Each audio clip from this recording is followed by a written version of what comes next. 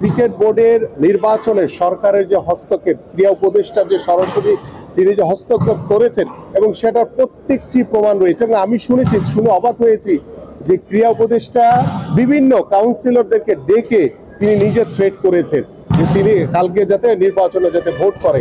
ক্রীড়া উপদেষ্টা এই ধরনের আচরণ করবে এবং অনেক কাউন্সিলররা আমাকে ফোন করে বলেছে যে ভাই আমাদেরকে ডেকে নিয়ে এই ধরনের থ্রেট করবে, যেটা আমরা কখনোই মানে চিন্তাও করি না স্বপ্নে যে এই ধরনের আচরণ করবে।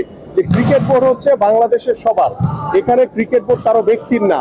ক্রীড়া উপদেষ্টা নিজে এই ক্রিকেট বোর্ডকে তার ব্যক্তির করে নিয়েছেন এবং তিনি বলেছেন যে যে কোনো মূল্যে তিনি বুলবুল ভাইকে প্রেসিডেন্ট করবেন। এই যে স্বেচ্ছাচারিতা বা এই যে একদম সরাসরি সরকারি হস্তক্ষেপ, এটা আমরা কখনোই, আমার কাছে মনে হয় না যে বাংলাদেশের ক্রিকেট প্রেমীটা এটা স্বাভাবিকভাবে কখনোই মেনে নিবে। যে ক্লাবগুলো নিয়ে প্রশ্নবিদ্ধ ছিল, যে ক্লাবগুলো নিয়ে ঝামেলা ছিল, সেই ক্লাবের প্রতিনিধি হয়ে তারা বোর্ডের ডিরেক্টর হয়েছে। এখানেই তো তাদের একটি ঝামেলার জায়গা তৈরি হয়েছে। তারপরে এই ক্রিকেট বোর্ডের যে আমাদের বুলবুল ভাই যে চিঠিকে চ্যালেঞ্জ করে যে যারা ক্রীড়া সংগঠক জেলা ও বিভাগের যারা এটিকে রিড করেছিলেন, সেখানে কিন্তু একটি আইনের একটি প্রক্রিয়া রয়ে গেছে এবং এটি কিন্তু এখন পর্যন্ত নির্বাচন হয়ে গেছে, কিন্তু এটি কিন্তু কোর্ট যেটি রায় দিয়েছে যে হাইকোর্টের ফুল বেঞ্চে শুনানি করে এসে তারপরে এটাকে নতুন করে সিদ্ধান্ত নেওয়া হবে। তার মানে কি, যে হাইকোর্ট যদি রায় দেয় যে না, ওই যে চিঠিকে যদি অবৈধ ঘোষণা করে, তাহলে কিন্তু এই নির্বাচন ব্যবস্থাও কিন্তু বাতিল হয়ে যাবে, যেটি ইতিমধ্যে নির্বাচিত হয়েছে। তো সবকিছু মিলিয়ে আমার কাছে মনে হয় যে এই ধরনের একটি প্রশ্নবিদ্ধ নির্বাচনকে আমরা স্পোর্টসের যারা লোক রয়েছে তারা কখনোই মেনে নিতে পারি না এবং ভবিষ্যতে এটা আমরা মানব না। ক্রিকেট বোর্ড থেকে কাউন্সিলর করার জন্য জেলা প্রশাসক এবং বিভাগীয় কমিশনারদেরকে চিঠি দেওয়া হয়েছিল।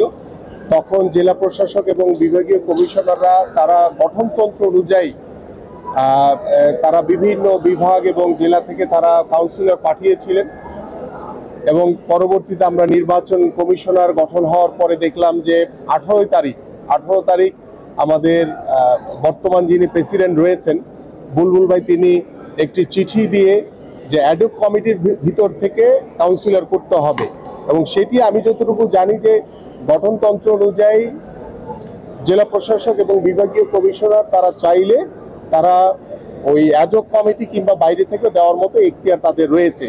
কিন্তু এখানে ক্রিকেট বোর্ড যেহেতু অ্যাডহক কমিটিগুলো আমাদের এনএসসি থেকে নিজের হাতের করা এবং তাদের যারা মনোমতো যারা ওই কমিটিতে আছেন তাদেরকে নিয়েই কিন্তু এই অ্যাডহক কমিটি করা হয়েছে। তো সেইখান থেকে দেওয়ার উদ্দেশ্য হচ্ছে যে প্রথমেই আমরা এই ক্রীড়া উপদেষ্টা এবং এনএসসির যে স্বেচ্ছাচারিতা দেখেছি, যে সরাসরি সরকারের যে হস্তক্ষেপ দেখেছি, সেই দিনই কিন্তু ক্রিকেট বোর্ডের যে নির্বাচন সেটা প্রশ্নবিদ্ধ হয়ে গেছে এবং সেটি নিয়ে এবং বুলবুল ভাইয়ের চিঠিকে নিয়ে কিন্তু আদালত পর্যন্ত গড়িয়েছে এবং সেই আইনের কাছে চলে যেতে হয়েছে আমাদের ক্রিকেট বোর্ডের নির্বাচনকে সামনে রেখে। এই যে একটি বিষয়, এই বিষয়টি আমাদেরকে অত্যন্ত পীড়া দিয়েছে এবং আমার কাছে মনে হয় যে যারা ক্রিকেট প্রেমী রয়েছেন সবাইকেই প্রশ্নবিদ্ধ করেছে এবং সবাইকেই একটি হতাশার জায়গা তৈরি হয়েছে যে বাংলাদেশি ক্রিকেট নিয়ে এই ধরনের স্বেচ্ছাচারিতা, এই ধরনের প্রশ্নবিদ্ধ একটি নির্বাচন এবং এখানে সরাসরি একক কারো হস্তক্ষেপ এবং সরকারের হস্তক্ষেপ যেভাবে আমরা দেখেছি, যেটা আমরা কখনোই আমাদের কাছে কাম্য ছিল না। এবং আপনি যে বিষয়টি বলেছেন যে আমরা 15টি ক্লাব নিয়েও কিন্তু আমরা দেখেছি যে একটি স্বেচ্ছাচারিতার একটি বিষয়, যে তারা চাইলো দুদককে পাঠিয়ে দিল, তারা চাইলো আবার তারা ক্লাবগুলো সাসপেন্ড করে দিল, তারা চাইলো আবার ক্লাবগুলোকে রিড করলো, আবার তারা চাইলো উঠিয়ে দিল। এই যে একটি মানে কি বলে এটাকে সাববেজির মতো যে একটি খেলা, এটি আসলে আমাদেরকে অত্যন্ত পীড়া দিয়েছে এবং আমার কাছে মনে হয় যে এনএসসি থেকে যে বিষয়টি আপনি বলেন যে আওয়ামী লীগের যে এমপি প্রার্থী ছিল তাকে এনএসসির মতো সরকারি প্রতিষ্ঠান কিভাবে মনোনীত করলো এবং তারা এখন বলছে তারা এটা যাচাই বাছাই করে নাই।